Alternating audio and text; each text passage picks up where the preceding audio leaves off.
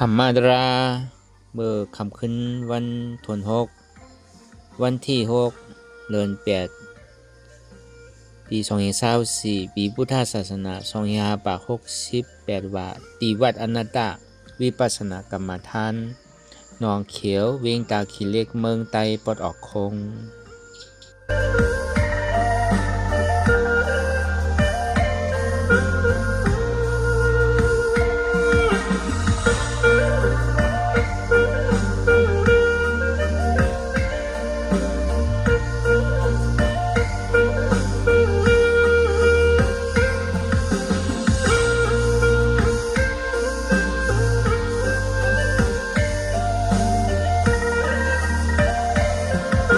รับหูเนอเปิดหุยานปียาพอมือเข้าใจนี้หลีเอาอิดจ้างตื้อกำน้ำรับตาเนอเปิดตายานปียาอยากตัวดีมันนอวิญญาณหาใจเตียนเฮาหูนั้นอันไหนเสียนอันไหนเตียนมันพูดบอกเกิดขึ้นเป็นมานั่นคือเขามองว่าเป็นอนัตตาก่อนตั้งเขาไปหันเจ็บไปหันทุกข์ไปปองใสเหนืออนัตตาในก่อนเลยดีลมเถยใจเขาออกวันตั้งเถยใจเขายาวๆเถยใจออกยาวๆเถยใจเขาลื่นๆเถยใจออกลื่นๆเขาเกิดออกหายเขาเป็นออกลูกฟองเกิดเบียบหายไหนsẽ vào tôi gọi lại cái này không mi nhàn tăng hành sự dạy nhàn tăng quân sự dạy hành sa pho thì mới nằm úp bừng lạiเอาตั้งแต่ที่โอต่อไปถึงนั้นมีอันใดพอละในที่ว่าเป็นเฮามีเฮาเตียนเฮาอุปึงห้องงำที่สั่งใดในป้นปีป้นเดินป้นวันมาต่อถึงห้องยามมาเหลียวในเป็นเข้ามาเปิดปังตลาเอาตั้งแต่วันที่1ต่อถึงวันที่6คำขึ้นยางตั้งเขานิพพานคำขึ้นวันถุน6ในวันเหมือนใดเนี่ยอีพุทธศาสนา25ปัก67ว่าอีคิด224เลิน8วันที่6กำเงี้ยน่ะพวกเขามาคึงไปหนำออกเมื่อว่าในเมื่อในเมื่อว่าตึงหนุ่มเมื่อในเท้าแล้ว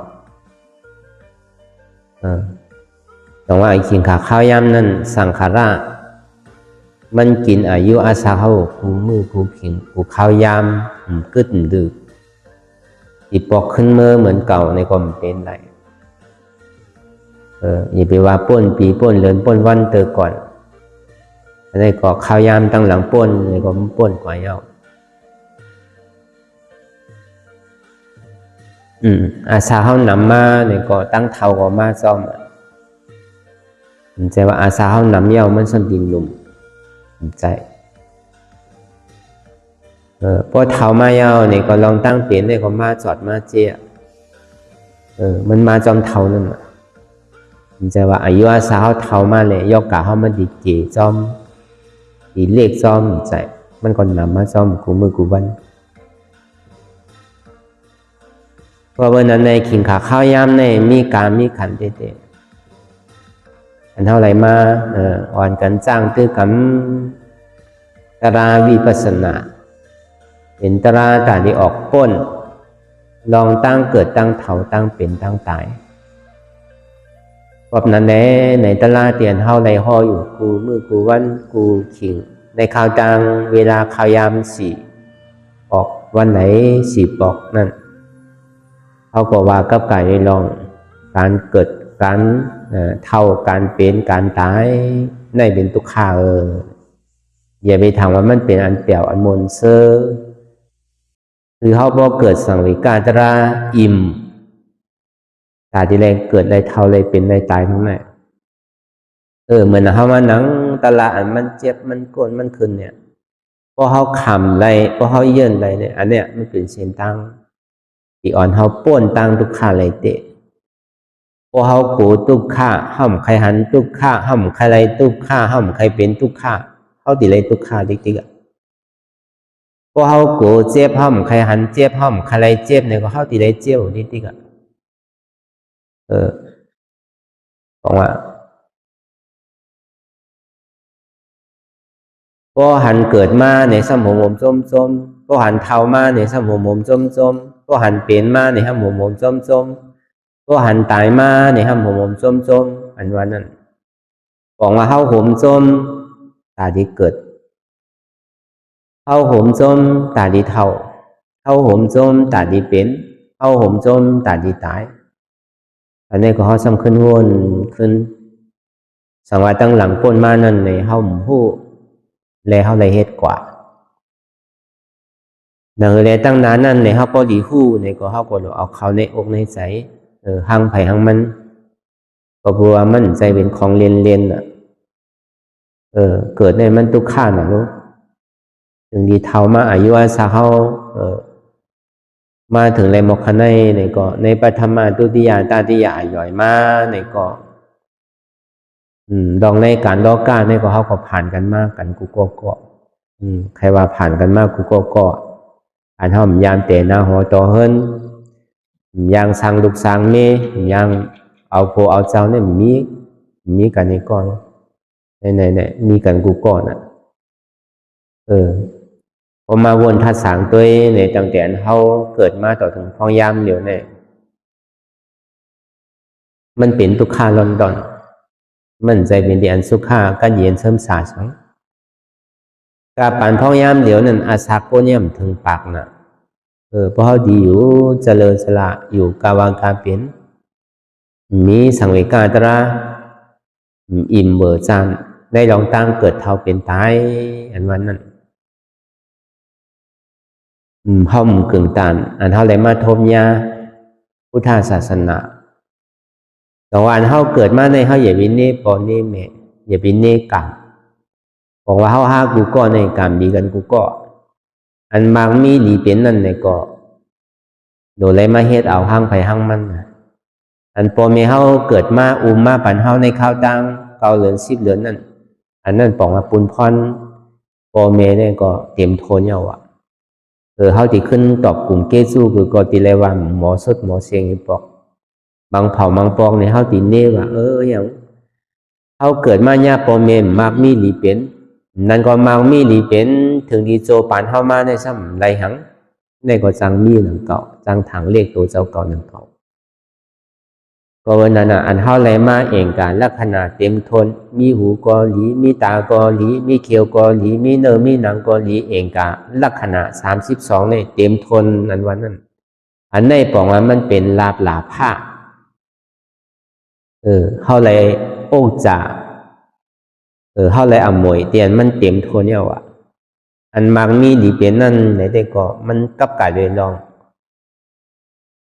ไปเหตุไปหาหังไผ่หังมันก็หนึ่งเก่าอันทำไมอะไรเองการลักษณะ32นั่นเต็มทนอยู่ดีงามนั่นอันนั่นบอกว่ากามเฮาดีเลยเพื่อนในโลกกัมพาเนี่ยในชัจวลาตั้งมือตั้งเสียงเนี่ยอันกามดีเลยเสียนเฮาเลยมาเกิดเป็นก้นเนี่ยมีอันแตกเอาวะอันเลยมาเกิดเป็นก้นเนี่ยเป็นอันหยาบเต้ๆวะเพราะนั้นเฮาไรเมียวอันหยาบมาเย้าเนี่ยเฮาอย่าปีไหวเสลอสละคือไหวกาไหวคันวะก็เบอร์เฮาไรมาเองการลักษณะเต็มทนเย้าเฮาโดนเนปอเนเมโดนเนปีเนน้องเนเจอเนเคอสังอันเฮาไรเฮ็ดมาตั้งหลังนั้นมันก็หางหลีมันก็หางซ่ามันก็ล้ำมันก็ปีมันก็สูงอันนั้นแต่มันยาวแต่อาจองวันหลังมั่นใจเป็นคอนลำลองคอนลำลองมันเต้ๆนั่นเนี่ยเขามีเองกะลักษณะ32เต็มทนยาวเนี่ยอันนี้บอกว่ากรรมดีเลยเพื่อน อันเฮาไหลมาหมอกขันในก้อยก็สังว่าพ่อแม่เฮาไหลเลี้ยงดูลุ่มลามาเนี่ยก็อย่ามีใจเล็กว่าอันเขาเฮามาในข้าวตั้งของเก่าเดือน10 เดือนในอันนี้ก็เพราะว่ากลุ่มเกซื้ออันนี้ก็เฮาก็พอตอบแทนพ่อมเสียงเอาว่าสังว่าที่เอาเปิงแตกมันว่าเนี่ยบุญคำพระราเป็นเจ้าว่าไว้แต่อันที่ตอบกลุ่มเกซื้อพ่อแม่ว่านั่นสังว่าเอาพ่อเฮาแม่เฮาเบียกไว้เหนือว่าเฮาสองก็ขี่ใส่ที่ไหนเยี่ยวใส่ที่ไหนนอนที่ไหนกินที่ไหนนี่ก็ย่ำไปว่าตอบกลุ่มเกซื้อพ่อแม่เฮาสุดเสียงเดิมว่าอันจังตอบกลุ่มเกซื้อพ่อแม่เฮานั่นเนี่ยนังคืออะไรพ่อแม่เฮานั่นที่ผู้ลองตั้งคอสั่งคำสอนของบุญคำพระราเป็นเจ้าแต่ดีอ่อนเฮาป่นลองตั้งเกิดเฮาเป็นตายเอานำทำคำสอนของบุญคำพระราเป็นเจ้าเอาตอบกลุ่มเกซูอันวันนั้นบอกว่าจังตอบแทนไรอยู่ในว่าเมื่อนังเฮาเป็นไรเนี่ยก็เฮาบอกพ่อบอกแม่เฮาไหลมาจ้างตื้อกำปั่นแห้งเขานั่นก็เลยเขาพ่อที่ไหลมาจ้างตื้อกำผู้นำก็ผู้เก๋นั่นน่ะแค่เดิมเฮ็ดนั่นน่ะอันนี้ก็บอกว่าตอบกลุ่มเกซูพ่อแม่สั่งถูกอยู่นั้นเขาอยู่หออยู่เฮือนแน่เขาจังมาเย้าในจึงในเมื่อเขาเป็นไข่ยุ่มดีกินหวานมาเนี่ยก็เขาก็ซ้ำขึ้นเอาตะลาอันที่เขาเลยทบในญาเนี่ยซ้ำขึ้นต่อกลุ่มเกซูพ่อแม่คนไรวะเมื่อหนังเขาว่าพวกเขาใกล้มีต้องเจ็บโหเจ็บแอวเจ็บหัวเช่นไรก็เอาตะลาตอบกลุ่มเกซูขึ้นคนไรวะเพราะเป็นนั้นในจังที่ห้องว่าตอบกลุ่มเกซูพ่อแม่ได้แค่เหนือเสียเขาเอาโอ้จ่ายเย็นนะแค่เหนือเขาเอาเขาหลีพักหวานปันเขาอ่ะก็ถึงเมื่ออยู่หลีมานั่นเขาใครเข้มคือเข้มพังใครหลีคือหลีเพราะว่าเมียวก้นอยู่หลีอันว่านั่นอะไรก็จางค่ะเสียงอ่ะกินซื้อก็ไปถูกใจเตอแต่ที่ตอบกลุ่มเกซื้อพ่อแม่อะไรนั่นหรือเสียเอาตราตัวเขาก็เลยทบถึงว่ามันในถึงที่สุดที่ยอดในก็อันเท่าไรมากขำเวทนา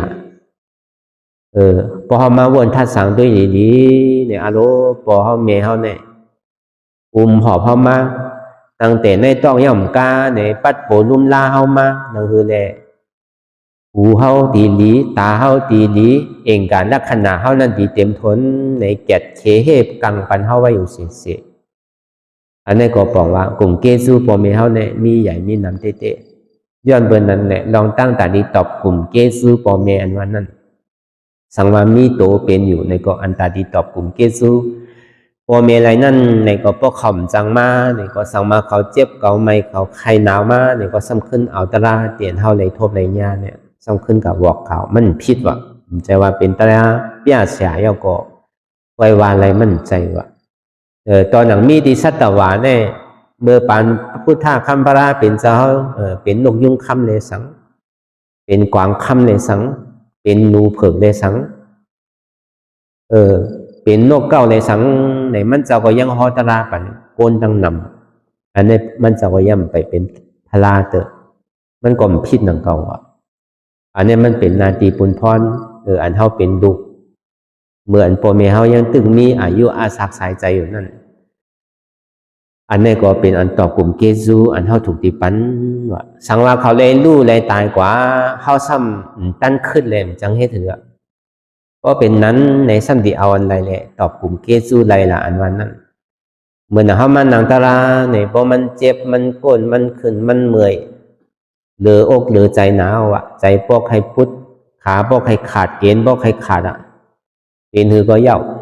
ก้มไปถึงขิงขาข้าวยำในเขาตึงตีเอ็นอันดุพอเขาเยื่อนไรกว่าในข้าวตัง2 ชั่วโมงในผู้โสพรดีเตียนเท่าไร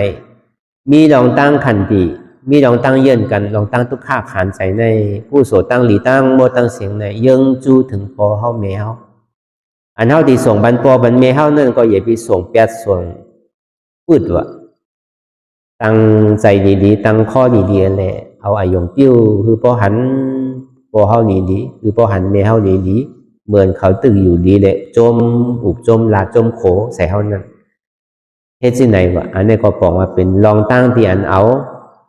ผู้โสตั้งดีอันเฮาไรเฮ็ดการวิปัสสนาในต่อกลุ่มเกซูนี่ก็ยังบ่ถึงอยู่นังเก่า อันนี้มันเป็นร้อนเป็นแกนมันก็เฮาว่าลองตั้งอันเฮาเลยดูได้ต้านปันนั่นมันดีถึงหือเฮาก็ฮู้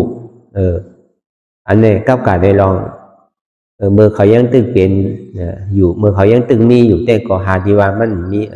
พอมันในสุดเสียงกว่าเย้าเนี่ยก็เฮาก็สำคัญเอาลองตั้งคาดใจเฮาเลยคุกใจไรใครใจถึงว่าอ๋อโหปอเมเฮาเนี่ยเฮามาในข้าวตั้งเก่าเดิน10เดินกระโจเฮาตีใหญ่ขึ้นมาได้ง่ายๆเนาะที่เป็นลองตั้งทุกค่าขันใจก็คือผมพูด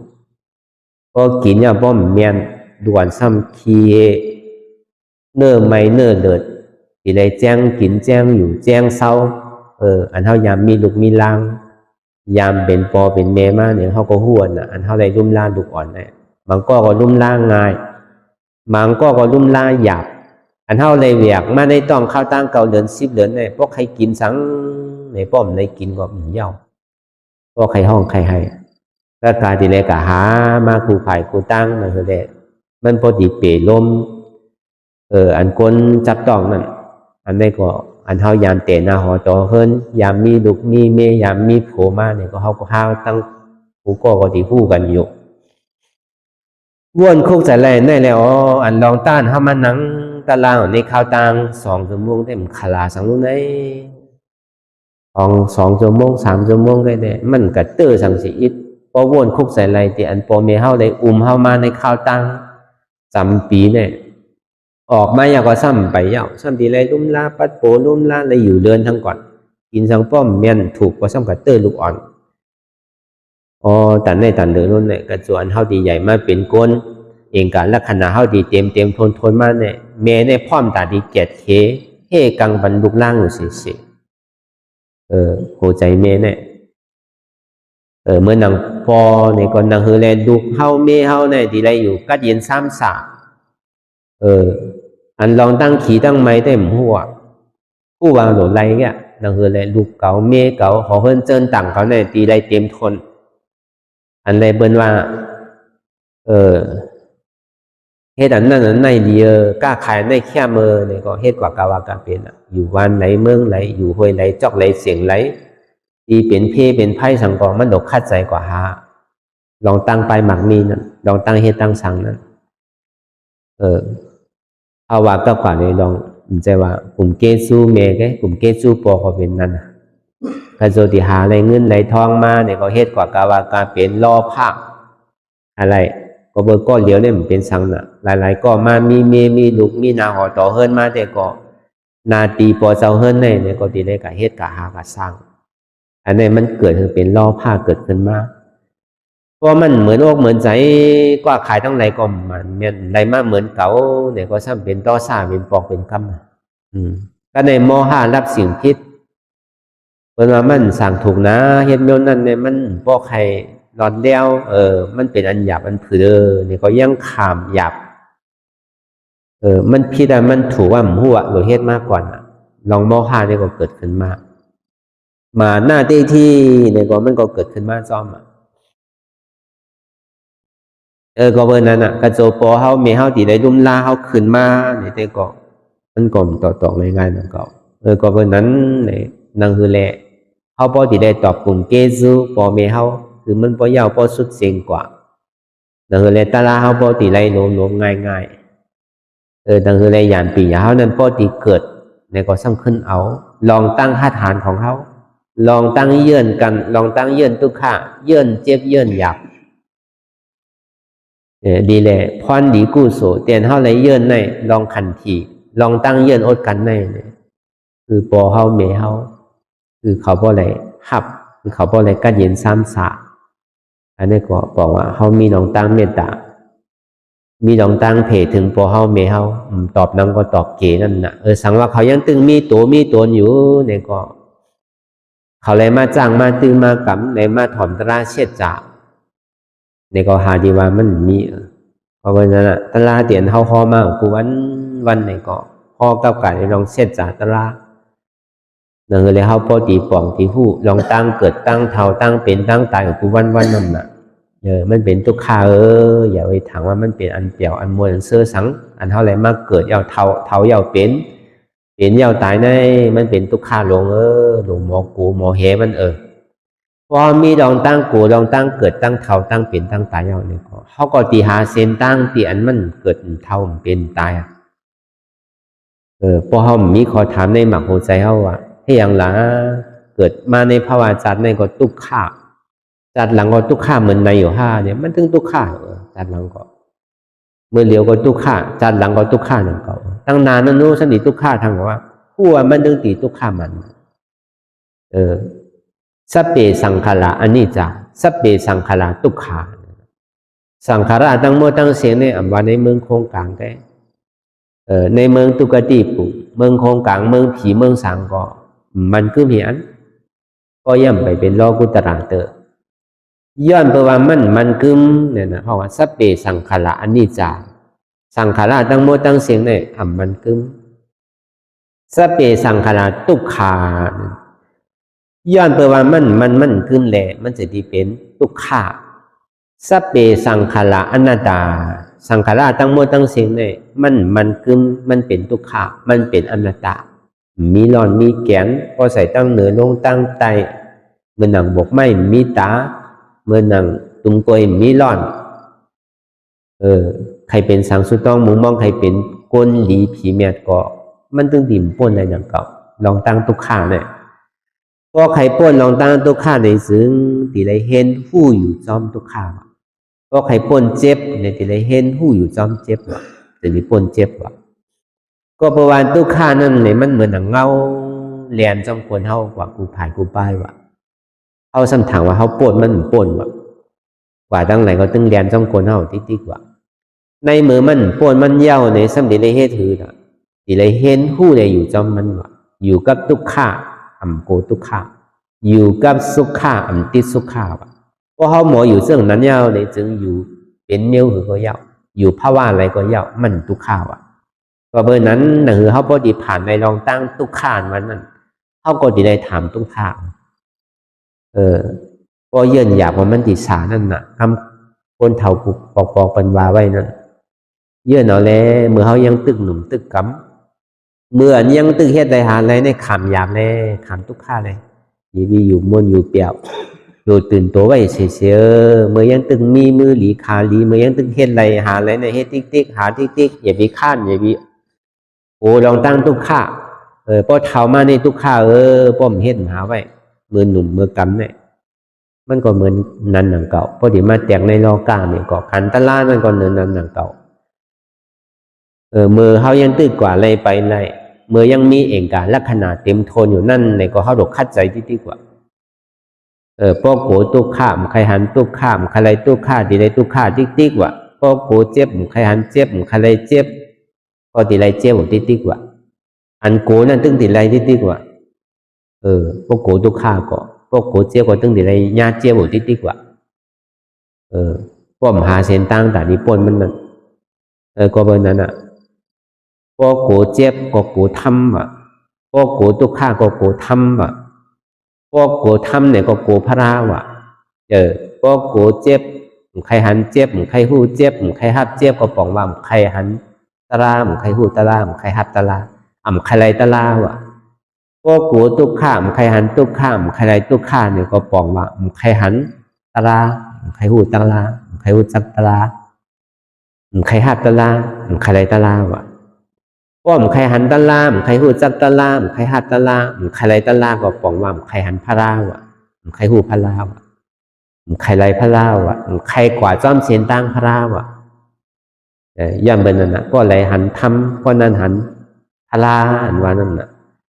ก็ไรหันทำก็นั่นหันเจ็บก็ไรหันเจ็บก็นั่นหันทำก็ไรหันตุกข้าก็นั่นหันทำก็ไรหันทำก็นั่นหันตุกข้า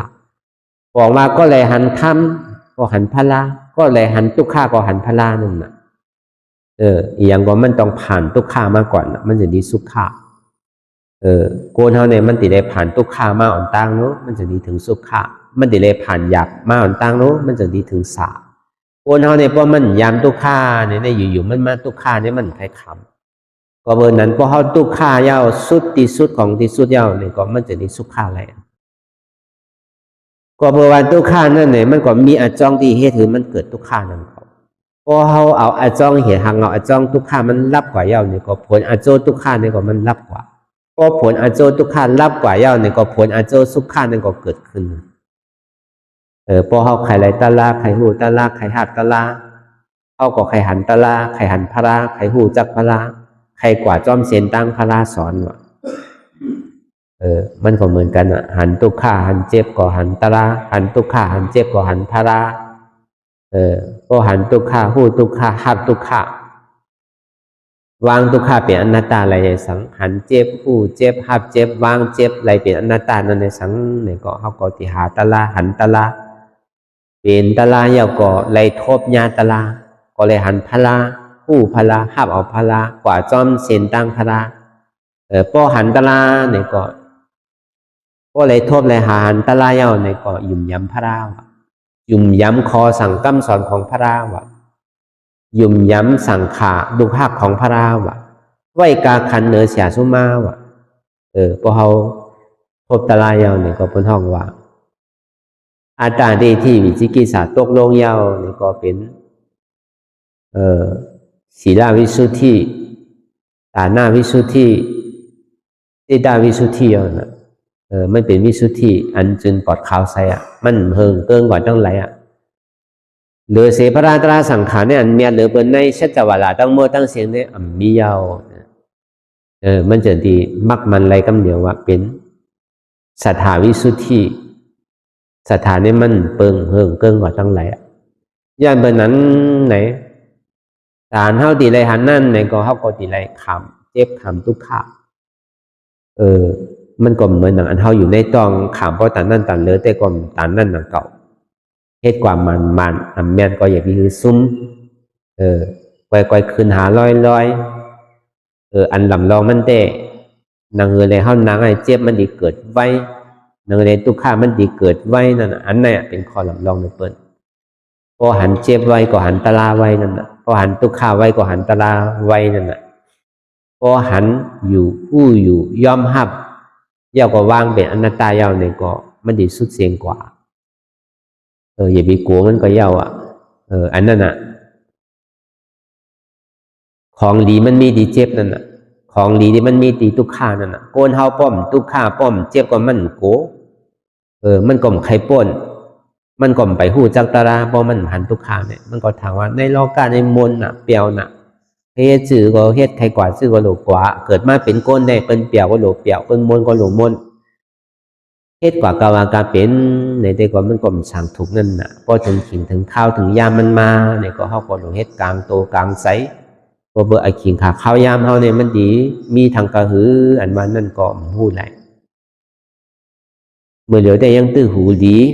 ยังตื้อตาดียังตื้อกว่าไรมาไรอยู่เต้เนี่ยก็บอกว่ามันเป็นลาบหลาภาพตึงตันเอาอะไรมาเกิดเป็นโกนเต้เกิดเป็นโกนเนี่ยอย่าไปซุ่มจัดโกนนั่นเกิดเป็นโกนเนี่ยในซ้ำเนี่ยเป็นโกนพุทธศาสนาเป็นโกนพุทธศาสนายาวในซ้ำที่ได้พึกเป็นอริยะหรือที่ว่าซุ่มวะพอเขาเกิดมาเป็นโกนหูจักโกนบอกว่าซุ่มจัดโกนวะมันจะได้เป็นโกนในทวารจัดเนี่ยทางปากซาเถียงจัดตั้งนานเนี่ยมันเป็นโกนวะมันเป็นหยาบหนาวะโกนเนี่ยมันใจง่ายๆวะเมื่อกูปอกเมื่อปัทมากำพาเตนั่นกูวานกูเมืองเนี่ยอันวาตีเป่าพังก้นอยู่ในนี้วะกว่าตั้งไหนก็เป็นวานก้นวะกว่าตั้งไหนก็เป็นอันเปิ้นปลูกเปิ้นซอมวะอองตีแผ่นดินใหญ่หลวงพ่อตันในก้นเนี่ยพ่อเต็มปีกว่าเสียงวะก็เบิ่งเมื่อข้าวยำนั่นก้นเนี่ยมีศีลมีธรรมวะหมอลักหมอจนหมอค้าหมอแหมกันวะหมอแปดหมอเลียนหมอกินเหล้าเมายาวะหมอยาเก้าโผเก้าเมกันวะก้นเนี่ยพ่อเต็มกว่าเสียงวะเมื่อเหลียวในตู้สิ่งที่มีวันก้นหนึ่งตีน่ะก้นในพ่อหายาบ้าน่ะที่อันเป่าพังที่อันเฮ็ดปุ่งซอมก็มีน้ำเนาะก็เบอร์สังน่ะอันหายกว่าเจ้านั้นในกว่าที่ไหลหมดกว่าโต๊ะกับเปสีพิมผมมีหมดวะก็เป็นสัตว์เร่สันก็เป็นเป้ตาเป็นสุร่างกายกระตกหน้าไล่เสียงวะโอ้นั่นเจ้านั้นพอมาวนทัดสังตัวในโลกกำพาหอยแน่ สายไม้กวนเนี่ยมีอยู่7 เหงล้านไปเนี่ยในโลกกำพานเนี่ยพอมาวนตัวได้อาบน้ำก็ในพอมาตัวอองเตียนเฮาอยู่เมื่อเดียวเนี่ยเป็นหมดโบกโมงแมงในมันดีมีก็คือล่ะตั้งน้ำมันนั่นเขาคุดตัวดันทีเลยมันมีหมดมีแมงมีโน่นเนี่ยอองเตียนเฮาอยู่ในแกเนี่ยเอาตัวบอกว่างไว้หรอกคุดกว่าตัวหรอกเป็นหมดปกมูแมงเนี่ยมันดินน้ำไม่ขึ้นไม่คือก่อมผู้อ่านโหล้านมันอ่ะตั้งน้ำมันนั่นจังว่าอันเฮาดีโล่งตั้งใจเนี่ยมันมีเปอร์เซ็นต์นำเลยเสียนเฮาที่ขึ้นเกิดเป็นก้นในเป็นผีว่ะอันนี้ถ่อมพ่อหมอกข้างในก็ก่อพ่อดีอิ่มดีเบื่อว่ะจังว่าอันตาที่เฮาได้มาเกิดเป็นก้นอันว่าเนี่ยมันง่ายๆอย่าไปถามว่ามันเป็นของอันหยอกอันแลนกันมันใจว่าอันนี้มันเป็นคอสั่งกำสอนของบุญคำพระราเป็นเจ้าเฮาเลยห่อไว้ทำใจว่าลาลีลามาลาเต็มใจหนังเก่าก็เปิดว่ามันมีดีพระราเป็นเจ้าเฮาเลยห่อไว้นี่แหละแต่ที่เอามาลัดมาต่อไข่ในกันกับเฮาอ่ะก็เปิดนั้นอ่ะเฮาเกิดมาเป็นก้นเนี่ยเพราะเฮาผู้กาขันก้นเนี่ยก็เฮาก็ติ่มเป็นก้นทางอ่ะก็เปิดเฮาผู้กาขันก้นนู่การดีเกิดมาเป็นก้นในสมัยไหนมีศีล5ก่อนว่ะเอาตัวใจเปิ้นตายลักเอาโคของเปิ้นกดโผกดเมเปิ้นว่ากำเป็ดกำแหลนกินเหล้าเมายาก็มีศีล5 เซนได้ก่อนว่ะในที่เกิดเป็นก้นว่ะก็มันมีเนี่ยมันเป็นอะไรวะก้นเนี่ยอันเนี้ยในก็บ่หยาบเอาดีว่าถ้าในเกิดมาเป็นก้นยาวในต่างที่ได้มาทบยาศาสนาพุทธคัมภราเป็นเจ้าพุทธคัมภราเป็นเจ้าอันว่านั้นมีอยู่3 สูตรกิเลสานิโรธาสัมมาสัมพุทธะสูตร 1ขันธานิโรธาสัมมาสัมพุทธะสูตร 1ธรรมะทาตุสัมมาสัมพุทธะสูตร 1ใน3 สูตรเนี่ยเป็นอันทบหยาบเต้ๆว่ะเขาว่ากิเลสานิโรธาสัมมาสัมพุทธะเมื่อนั้นเจ้าใจสิทธะออกเถินอายุ20 เก่าสร้างทุกขจริยาในเขาตั้ง6 ปีย่อม2 เดือนนั้นคืนมาเป็นสัมมาสัมพุทธะเมื่อเดือน6 มนอันนี้ได้เฮาก็อยู่ที่ไรก่อมผู้ตึกก็อยู่หน้าไล่อยู่โยตึกก็เป็นวัวเป็นไก่หือตึกก็เป็นสังก็เฮาผู้น่ะเนาะอันนั้นก็เฮาก็ในทบว่ะก็ในพระราสูตรที่2ในห้องว่าขันธานิโรธาสัมมาสัมพุทธะเหมือนมันเจ้าอยู่ในข้าวตั้ง45 วันนุ่มๆในอายุมันเจ้าได้80ถึงมาเมื่อเดือน6 มนเนี่ยก็เข้าโซนมหาค่ำกว่าอันนี้ห้องว่าขันธานิโรธาสัมมาสัมพุทธะเมี่ยวสูตรที่2ก็เฮาก็ในทบก็ในการปานพ่อเฮายามเมื่อเหลียวในซ้ำเลยมาทบสูตรที่3พระราธรรมะทาตุสัมมาสัมพุทธะมีอยู่3 เปิงว่ะธรรมะก็ซ้ำมี2 เปิงว่ะทาตุก็ซ้ำมี2 เปิงว่ะสัมมาสัมพุทธะเนี่ยก็ซ้ำมี2 เปิงนั่นเก่าว่ะธรรมะเนี่ยบอกว่าพอสั่งกำสอนอภิธรรมะ42,000 เหงสู้ตันดา21,000 เหงวินัยะ21,000 เหงผมตั้งมัวตั้งเสียงเนี่ยมีอยู่84,000 เหงอันนี้ก็เป็นยังตึกเห็นกันอยู่รู้ในสังขารเจ้าเขาเรียนเห็นปริยัติอันว่านั้นเห็นเอาปาลีได้สังลักนักในสังมันก็เห็นเมืองมันก็เห็นเมืองไทยมันก็เห็นสีโหลังกาพุ่นนั้นมันก็ยังตึงมีอยู่ในเถรวตะอันนี้ธรรมะตั้งนอกว่าถาตู้ในเสดีกองมูอันเป็นก่อกันพอจอดพอเจในโลกกำพานเนี่ยเมื่อปันคุณอคำอันสอกาธรรมราชาแจกเพเอาทาต่อพุทธคัมภราเป็นเจ้าใน80,000 เสียงนั่นแต่เพกว่ากูวันกูเมืองในเมืองเฮาในสัมมาดิสุวรรณภูมิเนี่ยมันเป็นเมืองประกันลูกมาดินันอ่อนตั้งว่าศาสนาเขามาในเมืองเฮาเนี่ยถึงนี้เพตื่นมาเฮาว่าในสุตะโกงแลสังหลายตีหลายตั้งในเมืองมันเมืองไต้อันที่มีหมวยต่อพวกน้องว่าหมวยต่อเมืองกึ่ง5เนี่ยอันมีชื่อมีเสียงนั่นมันมีหลายตีหลายภายหลายตั้งที่หมวยต่อบุญคำพระราเป็นเจ้าเฮาเลยมาแจกเพมาคนหอคำอันสอกาธรรมราชาเลยเอามาธรรมนาไว้ตีเสดีกองมูอันทอนอันแมบอันในห้องว่าเสดีมันเอาตาเนอตัวเลยหัน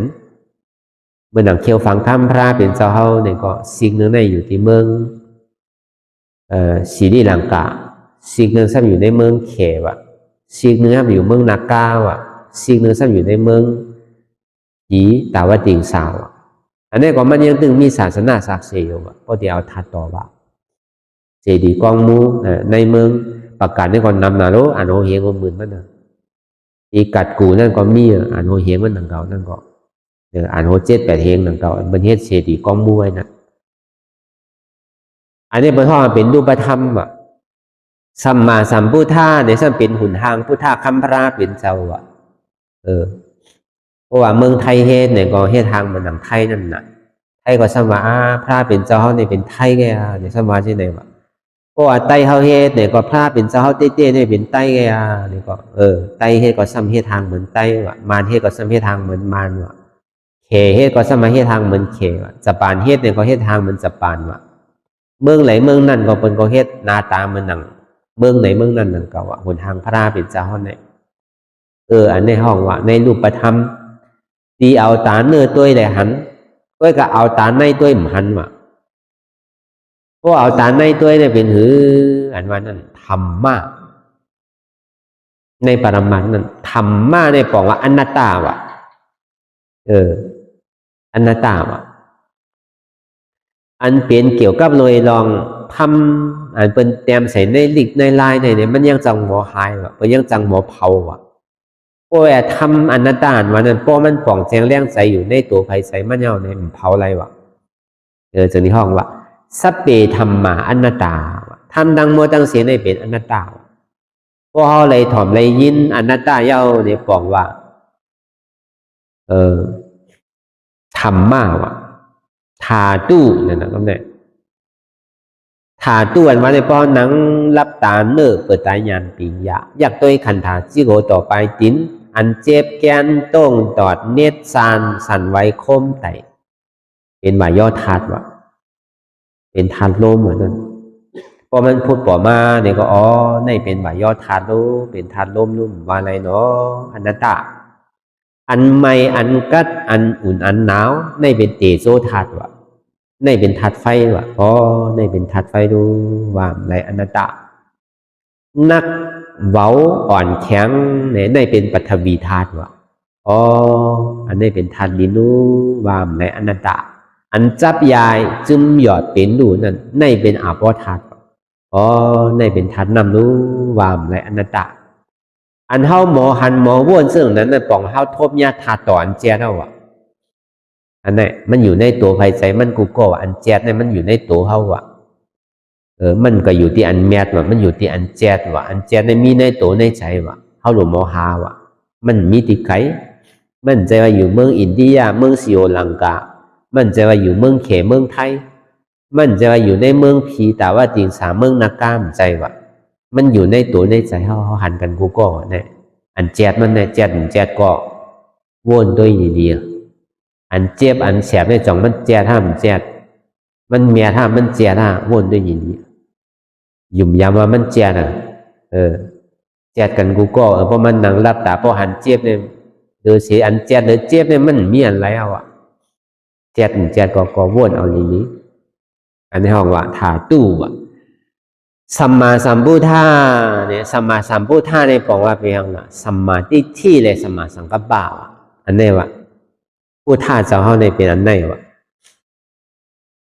ในอริยมรรค8ผลนั้นมันมีอยู่สัมมาทิฏฐิสัมมาสังกัปปะสัมมาวาจาสัมมากัมมันตะสัมมาอาชีวะสัมมาวายามะสัมมาสติสัมมาสมาธิในอริยมรรค8ผลนั้น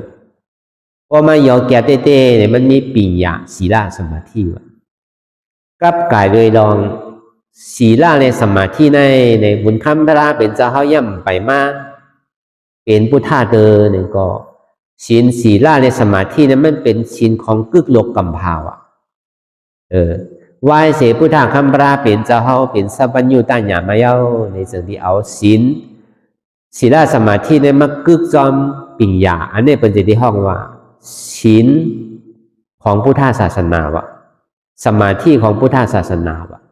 เพราะว่ามันขาดปัญญาเนี่ยได้บอกว่ามันจะเป็นศีลสมาธิของพุทธศาสนาในศาสนาต่างเสื้อต่างรองต่างเครื่องก็เพิ่นมีอยู่เพิ่นยังกัดแขนน้องเฮาก่อน ลองกำศีลกำธรรมบนนั้นวัดว่าเปิ่นว่าเปิ่นมีน้ำมีตีเหลียววัดเหลียวไงเปิ่นมีน้ำพอเปิ่นโอดก็เปิ่นโอดเต้เปิ่นกินเราก็เปิ่นกินเต้พอตีไรเปิ่นขายเราเปิ่นยังไก่ยับก่อนอ่ะอันเปิ่นมีศีลในเหลือเฮาก่อนว่าพอดีเอาป้าลองตั้งปิ่งยาเนี่ยก็เพราะนั้นในศีลสมาธิเพราะว่ามันกึกผาซ้อมปิ่งยาถึงที่ห้องว่ามันเป็นศีลสมาธิของพุทธศาสนาว่ะเพราะศีลในสมาธิเพราะมันขาดปิ่งยาอันว่านั่นใจว่าเป็นศีลสมาธิของพุทธศาสนามันเป็นศีลสมาธิของนอกศาสนาว่ะเพราะนั้นอ่ะสมาธิที่สมาสังกัปปะในเป็นตัวพระรากำเดียวพอพระเป็นเจ้าห้อมป้องมาเนี่ยมีว่ะสมาธิที่สมาสังกัปปะเนี่ยพอพระเป็นเจ้าห้อมป้องมาเนี่ยจนมีว่ะสมาธิที่ในไปทางหันตุกข้าวสมาสังกัปปะในหู้สังหู้ว่าตุกข้าในเป็นอนัตตาว่ะป้อมหันตุกข้ามหู้ตุกข้ามหันตุกข้าเป็นอนัตตาในซึ่งกินอยู่เกี่ยวอยู่กินอยู่เกี่ยวอยู่กินอยู่เกี่ยวอยู่ผู้ว่าอาหารล่าในเป็นทุกข้าผู้ว่าทุกข้าในเป็นอนัตตาเนี่ยก็โว้เลยกายเนี่ยมันก็เกี่ยวกินเยอะกินยาวตึงวันว่ะมันก็ผู้ว่าทุกข้ามันก็เปิงเหมือนหนังโว้กายกินเยอะกินยาวใครมาจื้อมาว่าพวกกลุ่มก็เกี่ยวเย่ากินเย่าเกี่ยวเย่ากินเย่าผู้ทุกข้าหันว่าทุกข้าในเป็นอนัตตาเนี่ยก็เปิงเหมือนหนังโว้กายที่เกี่ยวกินเยอะกินยาวยางเย่าไปเย่ายางเย่าไปเย่ายางเย่าไปเย่าหันมามันเป็นทุกข้าผู้ว่าทุกข้านี่เป็นอนัตตาเนี่ยก็โวเลสังกายเลสังจ้างเลสังกวางเลสังพานเลสังมาเลสังเนี่ยก็เขาก็ยางของตึงวันว่ะเขาก็ผู้ว่าทุกข้าเนี่ย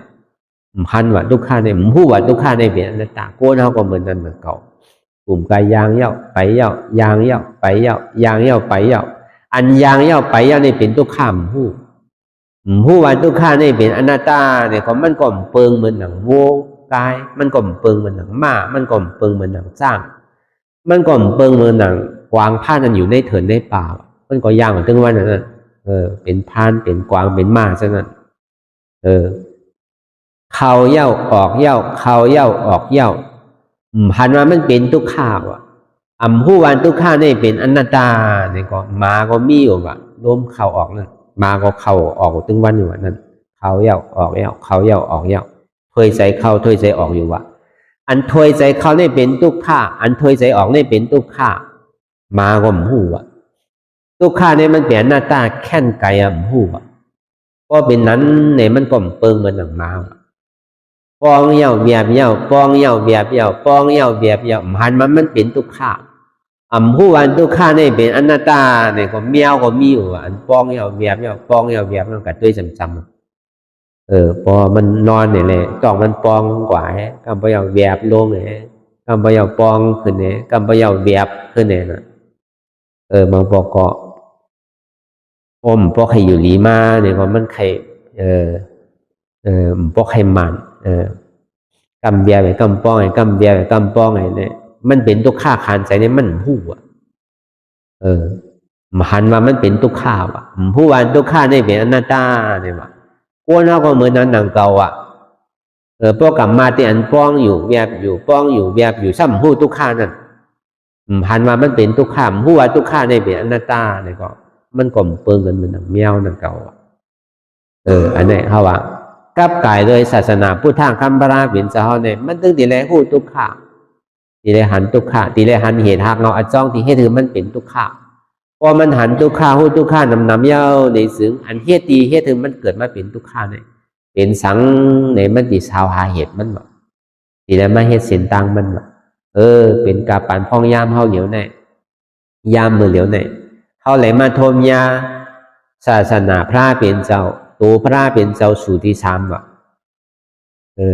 ธรรมะธาตุสัมมาสัมพุทธะว่ะธรรมะเนี่ยบอกว่าอนัตตาว่ะธาตุอันว่านั้นเจ็บแก้นต้งตอดเนียดซานสั่นไหวโค้มไตไม่กัดอ่อนแข็งสู้ตุ้มจับยายจึงอย่าเป็นดูในเป็นธาตุว่ะสัมมาสัมพุทธะเพราะว่าสมาธิที่สัมมาสังกัปปะนั้น สมาธิที่หันทุกขาสมาสังกัปปะว่นวาทุกขาเป็นอนัตตาทำมีก็หันเนี่ยบ่ป้องความตายเขาทำใจเนี่ยก็หู้อ่ะทำมีหันสังว่าหันว่าอ่ำใจโหเกาอ่ำใจขาเกาอ่ำใจมือเกาอ่ำใจโตเกาอ่ำใจใจเกาอ่ำใจเจ็บเกาทำใจก็หู้คู่ว่ามันเป็นอนัตตาทำมีก็หันเจ็บแกนต้องตอนนี้สานสันไว้คมไตไม่กัดอ่อนแข็งสู้ตุ่มจับยายจึงหยดเป็นลูกทำใจก็หู้อันเจ็บแกนต้องตอนนี้สานสันไว้คมไตไม่กัดอ่อนแข็งสู้ตุ่มจับยายจึงหยดในเป็นอนัตตาพวกเขาเลยมาทบยาพระเป็นเจ้าสู่ตีสามเย้าเนี่ยนี่ป่านมากโหแน่อย่าไปย้อนวะมันนึงดีไรวะในนาสีนานั่นตึงหลับรองวะตึงดีไรวะนาสีนาได้เป็นคือละวันนาเดินนาปีนาศาสนานาสีนาได้ตึงทบอ่ะพอไผ่ลมดื่มได้วันนานวันนั้นหนึ่งวันเขาว่าเขามาเฮ็ดขันทลากันหน่อยก็1 วันต่อถึง11 วันเนี่ยเนาะเขาว่าดีเต้ได้มัน1 วันต่อถึง29 วันมันจะที่ห้องหนึ่งวันนั่นห้องว่าวันนานั่นเขาว่าอย่าไปว่า11 วันก่อนเขาว่าอย่าไปว่า29 วันก่อนเขาว่าเอาไว้มอก11 วันเนี่ยเขาว่าเนาะในห้องว่าวันนาว่ะเดือนนาเนี่ย1 เดือนต่อถึง11 เดือนว่ะห้องว่าเดือนนา11 เดือนได้เข้าว่าเอาไอ้เดือนหนึ่งก่อนเลยพอเป็นดีได้ก็เอาไอ้3 เดือนก่อนเลยได้ว่า3 เดือนเนี่ยอัน11 เดือนได้เข้าว่าก็ในปีนาเนี่ยว่า1 ปีต่อถึง7 ปี5 สังใจก็ตึงปีใน5 สังในก่อนอย่าไปว่า7 ปีก่อนในปีในก็ดิคัดใจโตขึ้นติ๊กเป็นหนึ่งมากก็ยาวเราติมชอบวันในก็นั่งอยู่8 นาฬิมือผูกมากก็ดิเอาเก่ามือหื้อมากก็ดิเอา10ใจก็วงในก็ดิคัดใจคือมันในมันก่อนวันไหนสีปอกใน2 ชั่วโมงเนี่ยพอวงตีมาเนี่ยคัดใจถึงในวันไหน9 ชั่วโมงพอวงนามาทั้งในเกาหลีคัดใจให้ถึงมันอะไรอยู่วันไหน10 ชั่วโมงพอเหลือนามาเนี่ยเกาหลีคัดใจคือมันก่อยโตนั่นน่ะก็เลยฮัตโตวันเกาหลีก็เลยฮัตโตวงเกาหลีก็เลยฮัตโตเหลือนเกาหลีก็เลยฮัตโตปีเกาหลีพอหาที่ว่ามันมีพอเหตุที่ไหนที่เอาหย่อนย่านลองตั้งคัดใจเอาไหนถึงศาสนาถึงไรวะกว่าตั้งไรวะในนาสีนาเนี่ยพอเหตุได้มันถึงศาสนานั่นเดือนนาก็ย่ำถึงในปางทลาเนี่ยก็จังไรในข้าวตั้งทางพอหึงเนี่ยก็ยังจังไรเพราะเขาคัดใจเจ๊อันหลำลองมันแต่เขาอย่าไปโกเจ็บอย่าไปโกทุกข้านั่นอย่าไปโกตายนั่นแกเขาผู้ว่าตั้งนานได้ดีตายแกเดือเสียตายเนี่ยมันเมียนไรพอตายในตลาดได้ตามเดียวยังดีไรตามดีได้ยังดีไรมีชื่อมีเสียงพวกกะตายต่างเสื้อต่างร้องเนี่ยมันพวกมีชื่อมีเสียงเป็นย่อการนั่นตายว่ะเป็นย่อการในตายว่ะเป็นแก่นเสือตายว่ะเป็นเดือดสูงตายว่ะตายผักว่ะใช่ไหมใส่ป่องตายว่ะใช่ไหมเป็นแฮมตายว่ะใช่ไหมเนี่ยอันนั้นแต่ชื่อเสียงพวกให้เข้มตายลองตะลาว่าเนี่ยมันเข้มจัดในกอลีจัดนาก็ซ้ำลีทั้งนั้นเก่าใจว่าสอดส้นคือกันตายลองตะลาเต็มใจหนังเก่านะเฮาว่าลองตั้งมันเปลี่ยนสิ่งนั้นก็เฮาว่าก็เพราะนั้นในแลนังคือในเฮาว่ากูก็ที่ในมีแห้งใสในก็เอาตะลาอันที่เฮาว่ามากับกะเลยอันเฮาเป็นคนยาวกว่ามันยาวที่ได้พึกเป็นคนพุทธศาสนาอันแจกพุทธศาสนาเนี่ยหันแจงแรงดีที่กัดเย็นว่ะแจงแรงสื่อแหละอนัตตานั่นน่ะอันที่มันอยู่ในตัวในใจในเจ็บอันหันแจงแรงว่ะอยากตัวตั้งแต่ที่โหต่อไปติ้นอันว่านั้นมันใจตัวเขาหิเมียวดูในมันเป็นอนัตตารู้เนี่ยอยากตัวดีใจก็ใจในก็ใจเก่าดูในมันเป็นอนัตตารู้เจ็บที่มันเป็นอยู่พ่องยามมือเหลียวในเนี่ยก็เจ็บในก็อ่ำใจเก่ารู้อนัตตาอันนี้เป็นห้องว่าเป็นก้นพุทธศาสนาว่ะพออย่างตึกว่าเป็นอารมณ์ขาเกาขึ้นยาวเกาขึ้นตัวเกาขึ้นใจก็ดีขาดเกานี่เจ็บหนา อันนี้เป็นก้นพุทธศาสนาอันเลียนว่ะเขาเป็นก้นพุทธศาสนาว่าจอมพิงทุ่งได้ว่ะเขาเป็นก้นพุทธศาสนาว่าจอมมักผงตินว่าจอมหมายพางได้ว่ะว่าจอมเสียนหอเฮิรนไงว่ะมันใจเป็นกุพุทธศาสนาอันเจ็ดว่ะมันเป็นอันเลียนไงว่ะเพราะอันเจ็ดมันในมันใครเจี๊ยบจืดเจี๊ยบในมันใจเก่าอ่ะมันเป็นอนัตตา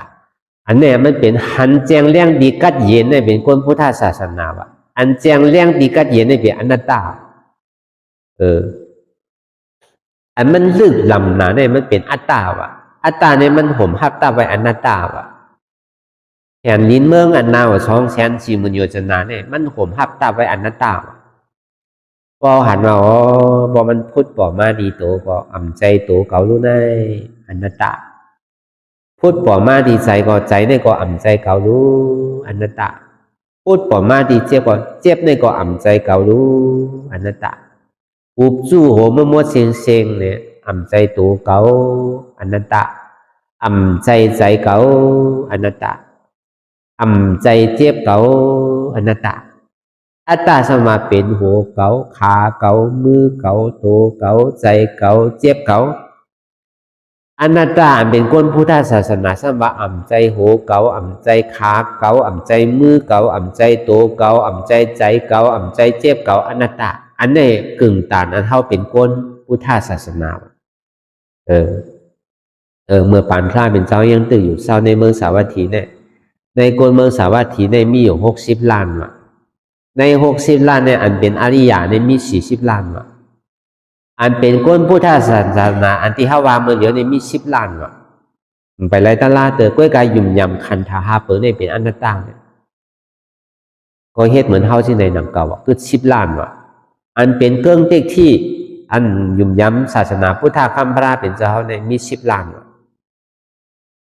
อันนี้ก็เขาก็ตีเกตสุดมันในก็เข้าไปทบไปย่าไปฮอดไปจอดไปถึงเด้อในก็คือเขาเป็นก้นพุทธศาสนาอันเจริญตั้งก่อนพอเขาเกิดเป็นก้นยาวในซ้ำเป็นก้นพุทธศาสนาอันเจริญยาวอันวันนั้นอำไรมักไรผลในตึ้งมีว่ะพอเขาเป็นก้นพุทธศาสนาอันเจริญยาวเนี่ยเขาจะได้พึกเป็นอริยว่ะจังว่าเขาเกิดมาในซุ้มจาแล้วว่ะพอเขาเป็นก้นพุทธศาสนาเขาเป็นก้นยาวเขาซ้ำเป็นก้นพุทธศาสนาเป็นก้นพุทธศาสนายาวเนี่ยเขาซ้ำเป็นอริยะพึกเป็นอริยะนั่นเนี่ยซุ้มเมียวว่ะซุ้มจาแล้วว่ะวายเสียในมาพระราสุติสามเนี่ยพอเขาตายกว่าเขาที่ได้ทบกลมพวกใจว่าพุทธศาสนาเนี่ยว่ากับกายไปพระรามีเป็นหมื่นเป็นแสนเป็นล้านใจพุทธศาสนาเนี่ยใจว่าวัดว่าผาเสือใหญ่ขึ้นไหวนำใจพุทธศาสนาว่านั้นเศรษฐีกองมูมีเป็นหมื่นเป็นล้านใจว่าเลยพุทธศาสนาอันว่านั้นสังขายานมีเป็นล้านเป็น10เหงล้านใจว่าอันพุทธศาสนาเนี่ยหันแจงแรงดีกัดเย็นว่ะหันแจงแรงดีกัดเย็นนั่นหันว่าอ่ำใจโตเก่าอ่ำใจเก่าอ่ำใจเจ็บเก่าหันสภาวะอนัตตานั่นอันนี้จะนี่กึ่งตานว่าเป็นก้นพุทธศาสนาหันตู้ฆ่าผู้ตู้ฆ่าเป็นอนัตตาหันเจ็บผู้เจ็บเป็นอนัตตาพอมีที่ไหลมีเฮิรนไหลมีวานไหลมีเมืองไหลก็ศาสนาได้มีที่นั้นว่ะแต่พอมันมีในสังขายานมีเป็นหมื่นเป็นแสนก็มีใจว่าคนพุทธศาสนาเป็นก้นโคเหลิงให้ว่ะพอมีดีก้นในเฮานุงโคขาวโคเผิกในเขาวัดเขาว่าเนี่ยก็เปิ้นห้องเป็นก้นพุทธศาสนาว่านั่นเปิ้นห้องว่าก้นโคขาวไว้ว่ะมีอยู่ตีเสตีกองมูเนี่ยก็เปิ้นห้องมาเป็นศาสนาเปิ้นห้องก้นไปกองมูไว้ว่ะมีดีป่าเหี่ยวสร้างแข้งเนี่ยก็เปิ้นห้องมาเป็นก้นพุทธศาสนาเปิ้นห้องว่าก้นไปป่าเหี่ยวไว้ว่ะมันลีโกนั่นลีโกว่าลีโกตรงวัตลาเนี่ยมันถามไม่มันเวตานั่นน่ะนั่นคือได้เขาปฏิตุ้มเตือนว่านั่นนั่นเขาปฏิสาตีโกที่เหนั่นจังวัตลาเสียจานว่าได้มันถึงถามไม่มันเวตามันถึงว่าซื้อนั่นน่ะนั่นคือได้เขาปฏิปองอันนี้ก็เพราะว่ามันเป็นลองเต้เนี่ยเลยเอามาลาดกันนั่นน่ะ ก็เบอร์นั้นในเอาว่ากูก็ถูกดีตื่นถูกดีกูถูกดีเหก็คือมีลองตั้งคาดใส่ห้างไผ่ห้างมันพึกเป็นพุทธะพึกเป็นก้นพุทธะอ่อนตั้งก่อนพอมันเป็นก้นพุทธะอันแจเดียวในแต่ก็อริยานมันถึงดีเป็นอันหลำลองมันในเฮาพึกอย่าไปโกเจ็บก็เย้าอย่าไปโกทุกข้าก็เย้าหันอยู่ฟู่อยู่เย้าก็ยอมห้ามวางเป็นอนัตตาไล่การเฮ็ดมันในมีขนาดไงหันเจ็บก็หันเย้าก็หู้เจ็บก็หู้เจ็บแล้วก็ห้ามเอาเจ็บ